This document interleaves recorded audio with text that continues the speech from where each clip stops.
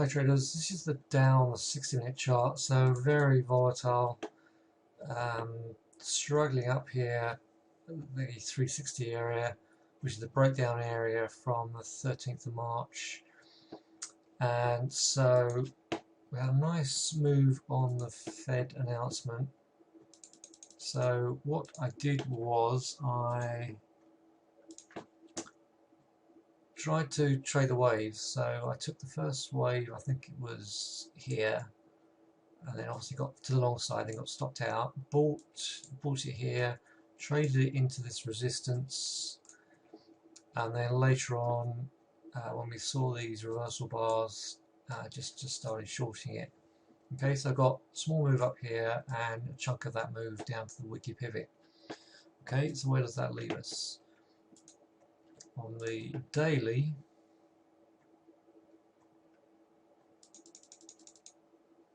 that leaves us with a bar which has engulfed yesterday's bar. So any pullback now to this level here, where the arrow is pointing to the 295, I would look to get short. We are holding the 50 EMA, so we burst up from the 50%, burst into this region, drop down to the fib area, closing above.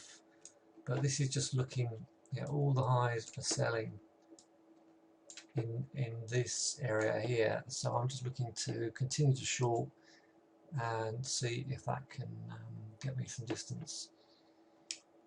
And this is the Aussie dollar, Aussie US dollar. It was struggling underneath, or getting close to that 200 EMA. We pushed right back to the to some support here, but that is now looking very weak. Engulfing yesterday's bar, so this run looks as if that is off the table as far as bulls are concerned.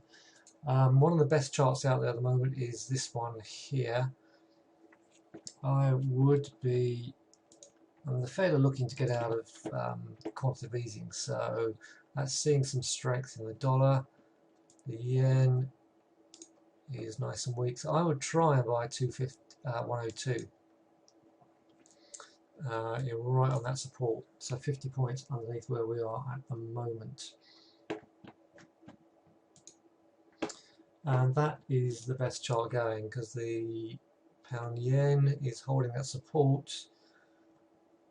There's got a lot of resistance above it. The euro yen is flat at the moment, but holding up. The pullbacks are getting bought. We're above the 8 and 20 EMA, so that is a potential good option.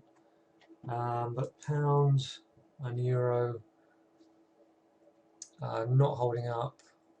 That is now a short at 166, as is the Aussie US. Sorry, the Euro US, sorry. Let's come right back into a trend line, but that is a hefty old drop.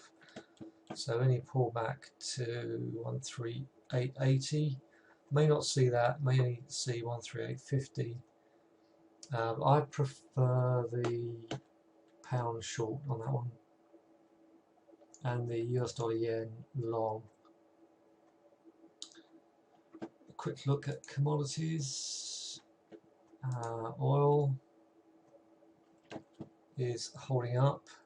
Just be wary. I mean, we've got a heck of a lot of resistance up there that could just roll over, particularly with the strengthening in the dollar. Wheat, see a huge push up, 2-day push. That's frustrating. We're under this resistance here. Yesterday's close above, engulfing previous day's bar is good. I suppose basically this 670 has been bought.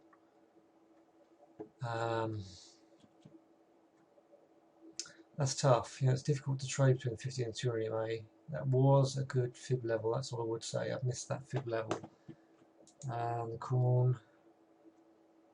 Okay, corn's still not doing it. So if we get another test of 475, 480 on the corn.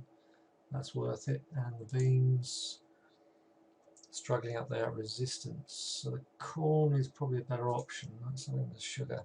That's nothing to write home about. And the silver is weak, as is the gold, backing down on the strength of the dollar. Right. Okay, so I will. A lot of red on the stocks. Oh, blackberries had a run. Right, okay.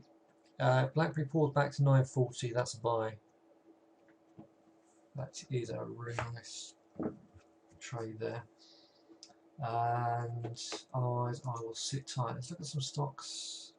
That's held up really well in amidst not selling. Okay, that's what I'm looking at, and see you tomorrow.